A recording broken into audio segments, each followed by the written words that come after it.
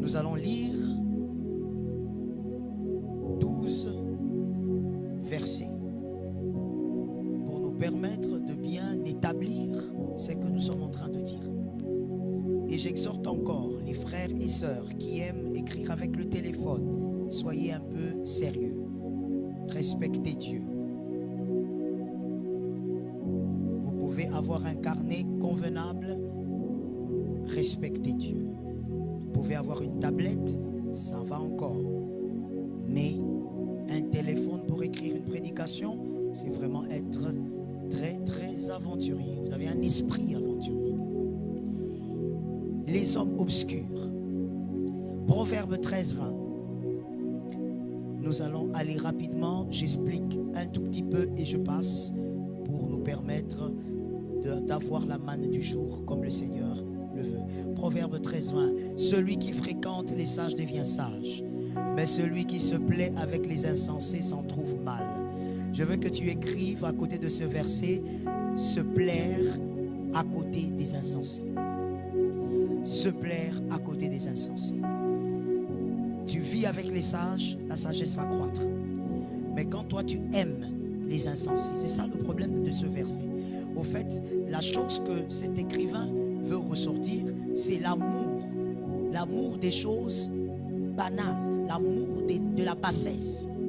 Il y a des gens comme ça qui ont de l'amour pour la bassesse. Ça veut dire ils se sentent bien là où il y a la bassesse, là où il y a les choses basses. Excusez-moi, mais surtout les femmes. Il y a beaucoup de femmes qui sont comme ça. Elles se sentent bien là où il y a les choses trop terre à terre. C'est ce qu'elles aiment. Cet écrivain est en train d'insister sur cela. Se plaire.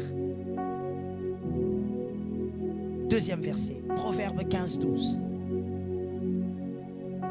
Proverbe 15, 12. Je demande à la régie d'être rapide parce qu'on a 12 versets. Merci. Le moqueur n'aime pas qu'on le reprenne. Il ne va point vers les sages. Cet écrivain ressort deux choses. Que celui qui va vers les sages aime la réprimande. Et il est en train, en même temps par ricochet, en train de dire que celui qui aime la réprimande est sage. Il y a des gens qui n'aiment pas les reproches, qui ne supportent pas les personnes qui reprochent. Quand tu commences à les reprocher, ils s'éloignent. Quand tu commences à les reprocher, ils te bloquent. Le Seigneur est en train de te parler, c'est pas moi. Le Seigneur est en train de te qualifier. La parole te qualifie. Qui es-tu lorsque tu ne supportes pas les reproches? Dès qu'on te reproche, toi tu dois te justifier. Dès qu'on te reproche, toi tu dois parler. Tu as toujours raison. Tu as toujours quelque chose à dire quand on te reproche. L'Écriture, s'il vous plaît, soyons dans le culte comme des enfants de Dieu. C'est-à-dire, apprenons. Ne soyons pas là seulement pour regarder. Merci pour cet amen. Et la Bible dit dans cette écriture, le moqueur. Quand on parle du moqueur ici, j'aimerais que tu écrives à côté de ce verset qu'il s'agit non seulement de celui qui se moque de la vie des autres, mais celui qui se moque de sa propre vie. Celui qui se moque de sa propre vie. En d'autres termes, celui qui blague avec sa propre vie. Voici son comportement.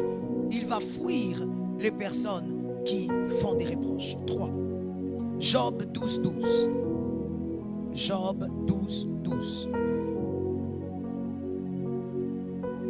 Job 12, 12. Dans les vieillards se trouve la sagesse, et dans une longue vie l'intelligence. Cet écrivain, quelle intelligence. Job, quelle intelligence cet homme avait. Dans les vieillards se trouve la sagesse, et dans une longue vie l'intelligence. Il parle du vieillard et il parle de l'intelligence. Mais il ne nous dit pas qui est intelligent. Il nous dit qui est le vieillard. C'est la sagesse. Mais il ne nous dit pas l'intelligent là maintenant c'est qui. Job est en train de dire, dans la vieillesse il y a de l'expérience. Et il est en train de dire, celui qui vit longtemps, c'est celui qui est intelligent. C'est celui qui sait comment gérer sa vie. Tu écris à côté de ce verset, l'intelligence de gérer sa vie. L'intelligence de gérer sa vie. 4e verset. 1 Corinthiens 5, 11. 1 Corinthiens 5, 11. Maintenant, ce que je vous ai écrit, c'est de ne pas avoir des relations avec quelqu'un qui, se nommant frère, est impudique. Je reprends l'écriture. Maintenant, à partir d'aujourd'hui, ce que je vous ai écrit, c'est de ne pas avoir des relations avec quelqu'un qui, se nommant, parle bien frère, qui se nommant, c'est-à-dire il est enfant de Dieu, il dit être enfant de Dieu, il est à l'église, voilà pourquoi vous l'appelez frère, c'est votre frère, et impudique, ou cupide, ou idolâtre, ou outrageux, ou ivrogne, ou ravisseur, de ne pas même manger.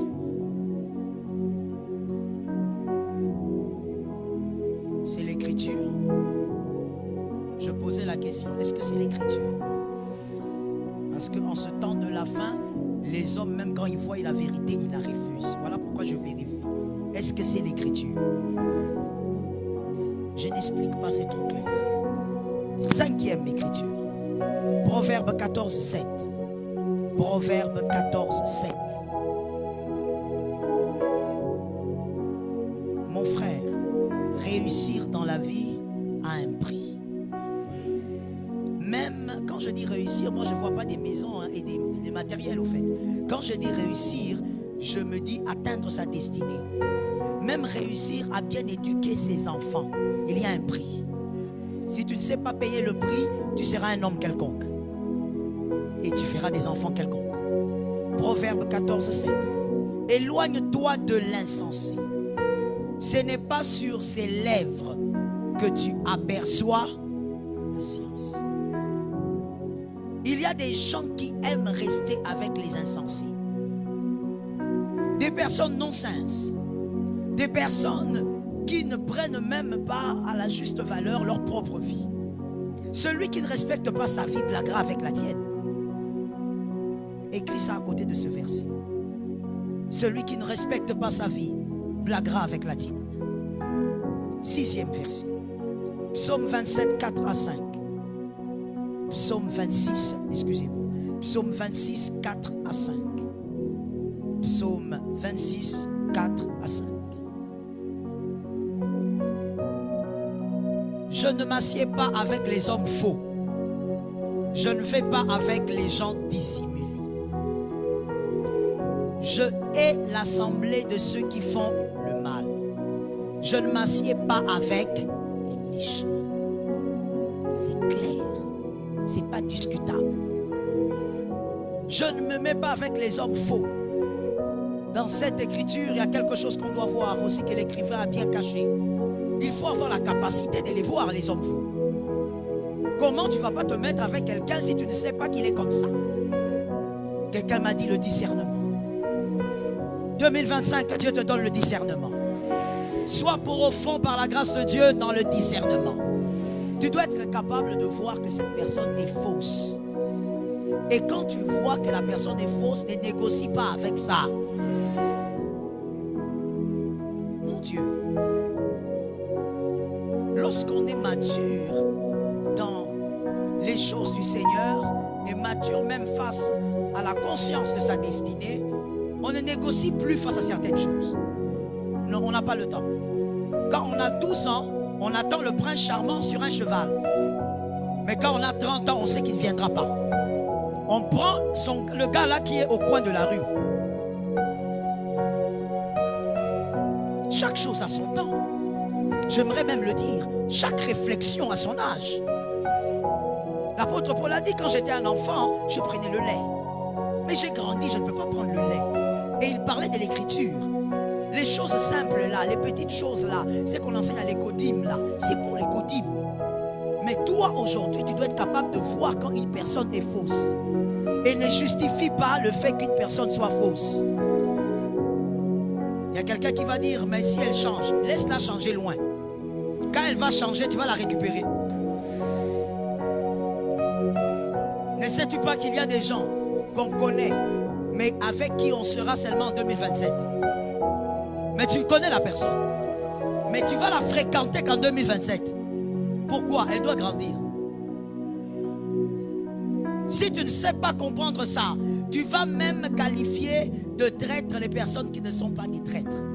Pourquoi? Parce qu'il y a des gens qui trahissent parce qu'elles sont immatures, pas parce qu'elles sont mauvaises. Alors une personne immature, il faut la laisser grandir. C'est tout.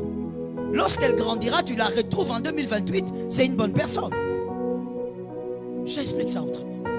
Lorsque tu vois un manguier, tu vois des petites mangues en train de pousser. Toi, tu vas cueillir la petite mangue verte. Tu manges, c'est comment? C'est amer. Mais est-ce que la mangue là est amère? En réalité, elle n'est pas amère. C'est toi qui l'as cueillie au mauvais moment. Laisse-la grandir. Alors, je répète encore, pour un homme intelligent, il y a des gens que tu connais, mais que tu ne dois pas fréquenter maintenant. Tu dois laisser la personne grandir, tu la retrouveras. Sinon, le mal sera à ta porte. Sois capable de voir les fausses personnes. Quand Dieu te permet de voir les fausses personnes, ne dis pas non, c'est parce qu'il était fatigué. S'il est faux, il est faux. On ne s'assied pas avec des personnes comme ça. Et l'Écriture va même dire, la communication, donnez-moi le verset convenablement. L'Écriture va même dire, je hais l'assemblée de ceux qui font le mal. Écrit à côté de ce verset, celui qui fait le mal est l'acolyte du diable. Celui qui fait le mal est l'acolyte du diable.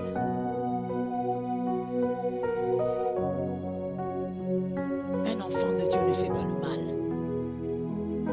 Si tu le fais de manière inconsciente, automatiquement, quand tu en es conscient, tu demandes pardon. Voilà pourquoi je t'ai toujours dit, fonctionne selon les Écritures. Ne sois pas celui qui a lésé une personne et puis tu dis, j'attends que sa colère baisse. On n'attend pas que la colère baisse. Quand tu as lésé quelqu'un, va demander pardon. À la minute, tu demandes pardon. Si tu ne peux pas l'avoir, prends ton téléphone qui est devenu comme ta deuxième femme ou ton deuxième mari, demande pardon. Non, j'attends un peu. Tu attends quoi? C'est pas ce que la Bible dit. 6e verset. Psaume 26, 4 à 5. C'est pas le 6e? 7e, merci d'être avec moi. 7e verset, Proverbe 22, 24 à 25. Proverbe 22, 24 à 25. Proverbe 22, 24 à 25. Ne fréquente pas l'homme colère. Ne va pas avec l'homme violent. De peur que tu ne t'habitues à ses sentiers. Wonderful reading. Merveilleuse écriture. Parce que la majorité d'entre nous, nous sommes dans ça. Aujourd'hui, quelqu'un doit sortir de ce couloir diabolique. Et qu'il ne devienne un piège pour... C'est-à-dire que tu vas souffrir du syndrome de Stockholm. C'est-à-dire que tu vas commencer à aimer ton bourreau. Tu vas commencer à chérir ton bourreau. L'Écriture est en train de dire, fais attention avec 2 catégories de personnes. Le premier, c'est qui? L'homme colère. Deuxième, c'est qui? Violent. On dit ne reste pas avec eux. Pourquoi? On n'a pas dit qu'ils vont aller en enfer. On a dit, si tu restes avec eux, tu vas t'habituer à ce mal-là. Tu vas trouver ça normal. Est-ce que je peux parler? Est-ce que je peux parler? Aujourd'hui, il y a des garçons dans cette salle, des hommes même, je dirais, dans cette salle, qui considèrent normal de donner des gifles à leurs femmes. Pourquoi? Parce qu'ils ont considéré normal la violence de leur père. Quand tu lui dis, comment tu peux gifler ta femme? Il dit, oh, j'ai juste giflé. Mon père d'ailleurs, il donnait des coups.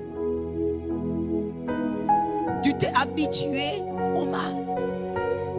Mais pourquoi tu es si arrogante, madame? Pourquoi quand tu parles à ton mari, tu lances des paroles comme ça? Oh, mais moi je n'ai rien dit.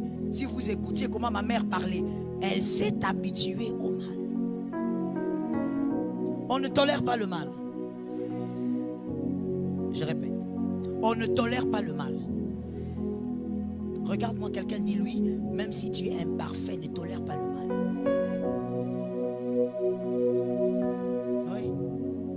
Le mal doit rester mal. Et tu dois avoir en horreur le mal.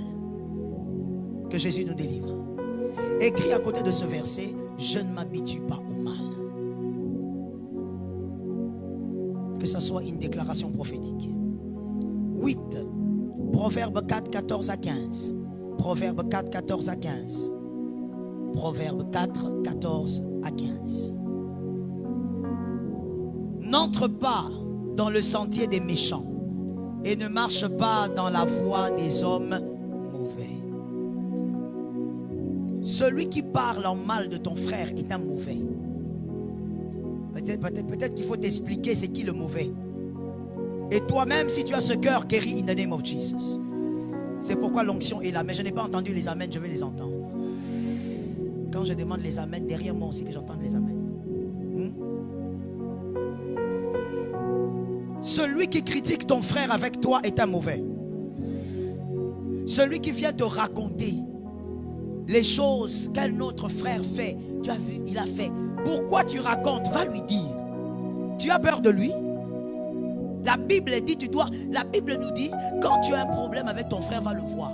En d'autres termes, la Bible est en train de nous dire, chrétiens, enfants de Dieu, soyez courageux. Ne soyez pas hypocrites. Tu as un problème avec lui, va le voir. Pourquoi tu appelles André, Jacques, Marc pour raconter l'histoire? Non, on était ici, mais je me suis senti humilié. Tu t'es senti humilié, va lui dire que tu t'es senti humilié. Allez régler ça comme des frères.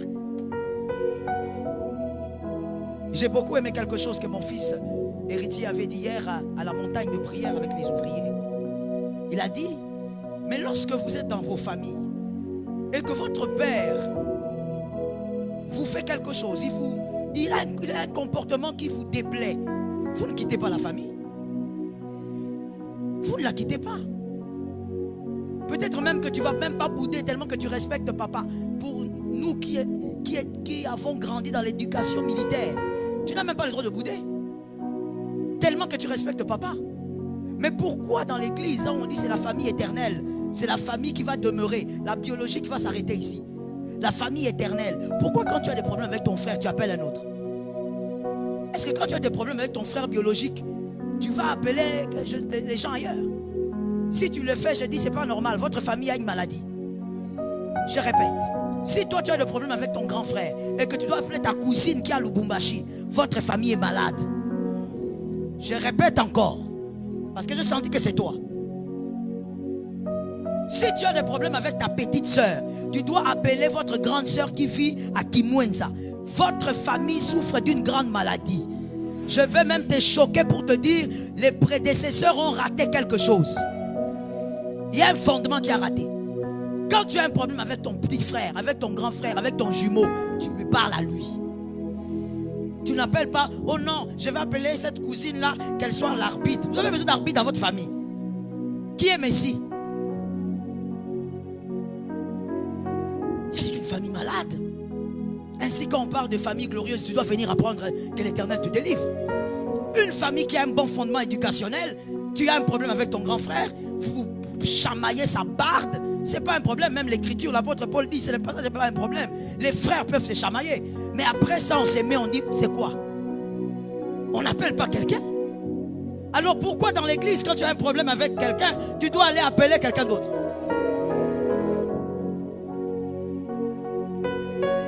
Il faut être vrai dans le Seigneur. Que Jésus nous délivre du mal.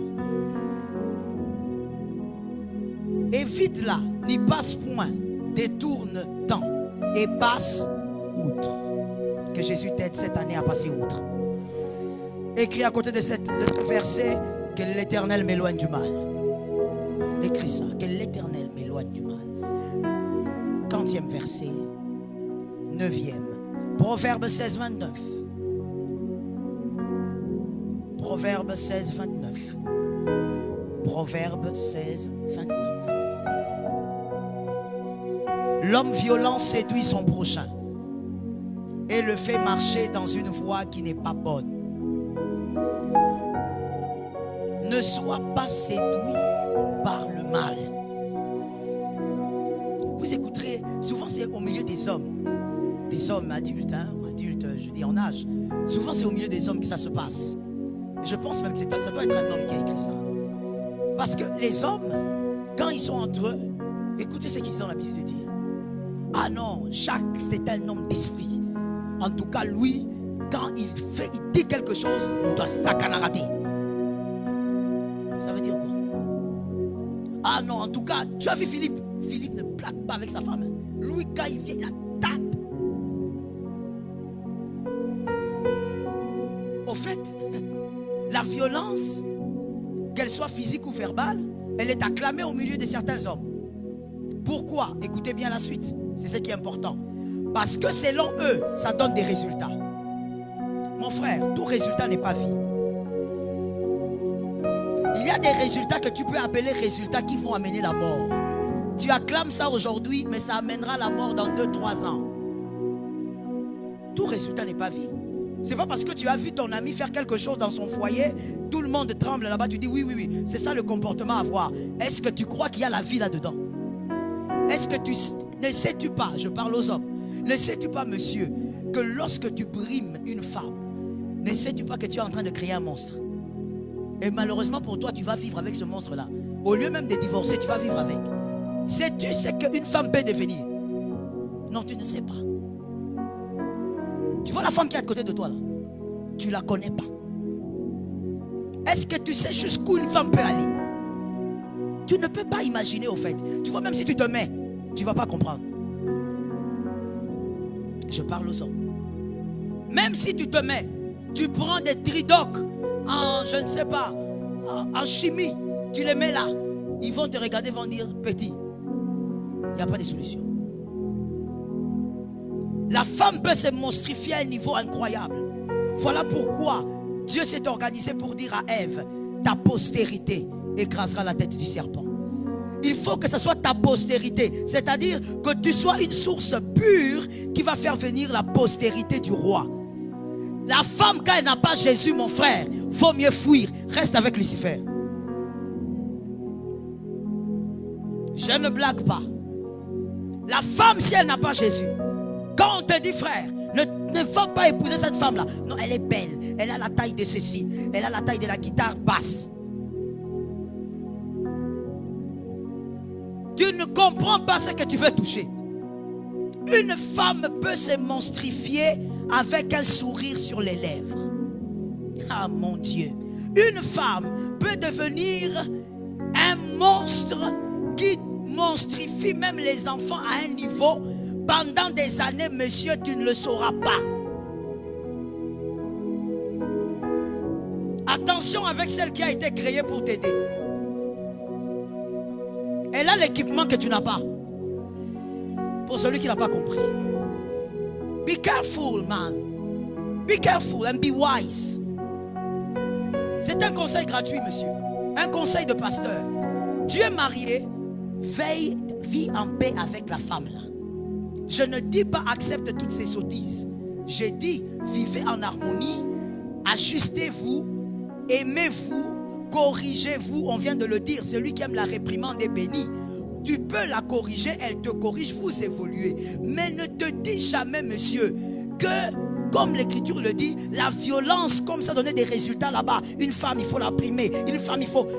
Elle peut être là toute brimée, mais c'est qu'elle te prépare. Il y a des femmes, j'ai vu dans mon ministère, elle a tellement été brimée pendant des années, et pour des raisons que j'ignore, elles ne m'ont même pas bien expliqué pourquoi. Elle a refusé de faire du mal à cet homme-là, mais elle a préparé un deuxième round. Ça veut dire qu'elle n'a jamais fait du mal à cet homme. Elle a tellement été brimée que si tu la vois vivre, tu dis mais ça c'est quoi? L'esclavage au 21e siècle ou quoi? Elle est toujours correcte. Elle répond toujours à cet homme bien. Elle est toujours là. Même quand il vient ivre, il la bat, il la laisse nue dehors. Elle est là. Mais le deuxième round qu'elle a préparé, lorsque tous les enfants ont atteint la majorité, aucun enfant ne supporte le père jusqu'aujourd'hui.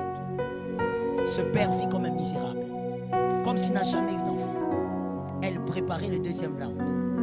Doucement, doucement. Les enfants sont devenus les adversaires de leur père.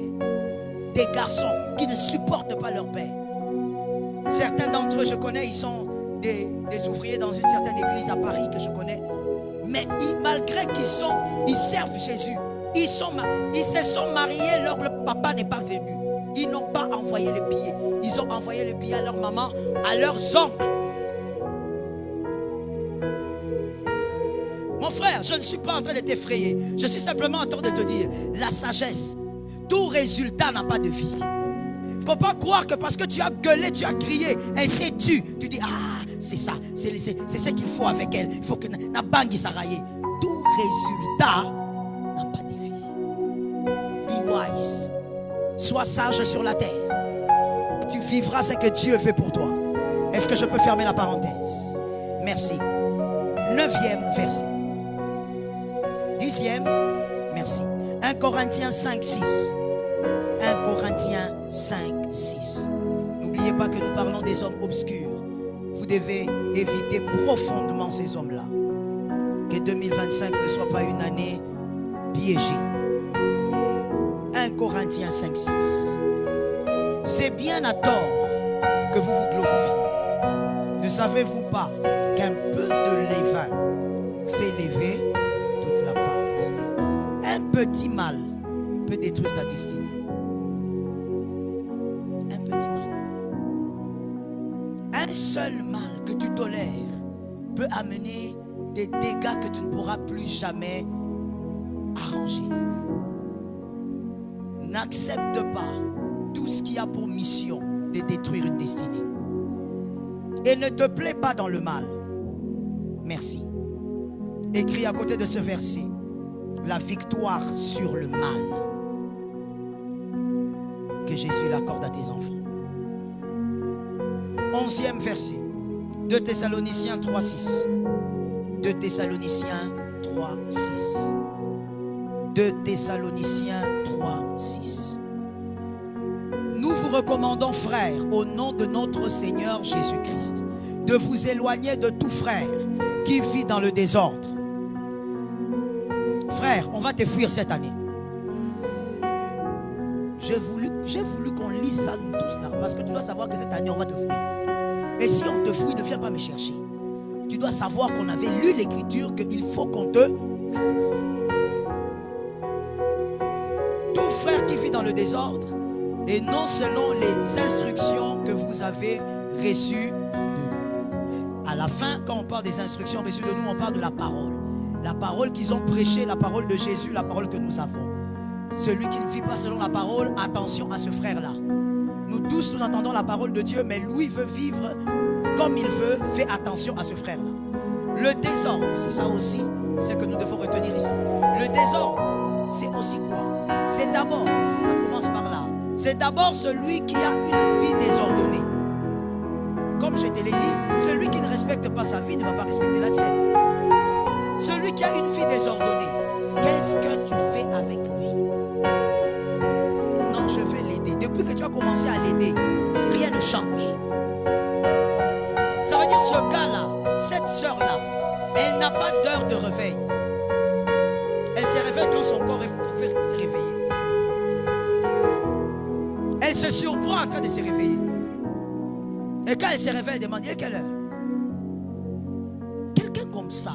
Non, je parle des choses simples pour que tu me comprennes. Quelqu'un comme ça. Tu n'as pas l'heure de réveil, donc ta vie n'a pas de programme. Si ta vie n'a pas de programme, c'est que tu n'as pas d'objectif. Celui qui a des objectifs à atteindre, c'est à quelle heure il doit se réveiller. Et à quelle heure, quand il se réveille, il se dit, oh, comment je me suis réveillé à cette heure-ci. Il comprend que par rapport à ses objectifs, il est en retard. C'est pas qu'on l'attend dans un bureau. Non, les objectifs de la vie. Il a des choses à faire. Non, non seulement il se réveille, il s'étonne de l'heure. Et 10 heures. Cette année, on va te fouiller. Je vous dis, même si vous êtes ouvrier, on va te fouiller. Il se réveille comme ça. Et quand il se réveille comme ça, malheureusement, il est chez les parents. 35 ans. 38 ans. Il entre aussi dans la cuisine. Ou elle entre. Traduction. Il n'y a pas de déjeuner. de petit déjeuner. Donc tu oses demander le petit déjeuner. Qui doit te donner le petit déjeuner? À ton âge. Toi, tu dois donner le petit déjeuner aux gens. Et tu demandes le petit déjeuner à 10 heures. Et comme il n'y en a pas, tu prends les légumes et les haricots et la boule. Quand tu as fini de composer ton repas extraordinaire, tu te mets devant la télé pour manger, regarder à 10 heures. À 10 heures, tu n'es pas lavé. Je te dis, des gens là, vous êtes là, on va vous fouiller cette année. Cette année ici. Et tu viens me dire, non pasteur, j'ai remarqué qu'on est froid avec moi à l'église. Je vais te dire, on sera encore glacé. Parce qu'on a déjà dit qu'on va te fouiller. L'écriture, c'est pas moi, l'écriture a dit, on doit nous éloigner. On doit s'éloigner de toi. À 10 heures, tu n'es pas lavé comment? Tu fais quoi? Il n'est pas lavé. Il monte, il descend. Tu passes ici. Je ne comprends pas pourquoi vous riez, mais bon. Tu passes ici comme moi là. Je passe souvent sur Ngouma ici le matin. Je passe là. Tu le vois là dehors, là-bas, en train de regarder le nuage, en train de regarder les gens. Avec une culotte comme la culotte avec laquelle on joue. On jouait à l'époque. Maradona jouait avec. Petite culotte comme ça, rouge. Avec des bandes ici blanches. Culotte de Maradona. Je comprends que vous ne riez pas, ce n'est pas votre génération. Tu le vois là, à 10 heures, il n'est pas lavé, rien du tout. Un homme de plus de 22 ans. C'est-à-dire que déjà un homme de 22 ans, c'est beaucoup. Sous d'autres cieux, il a beaucoup de choses à faire déjà. 22 ans, il est là. Il attend, il salue les gens qui passent. Hey! Est-ce que toi, vraiment à cet âge-là, avec le comportement que tu as, est-ce que tu peux oser dire que tu vas bien? On te demande aussi, bon, Yolobi, tu ne vas pas bien? Tu es un désordre. Je ne dis même pas que tu vis. Tu es un désordre.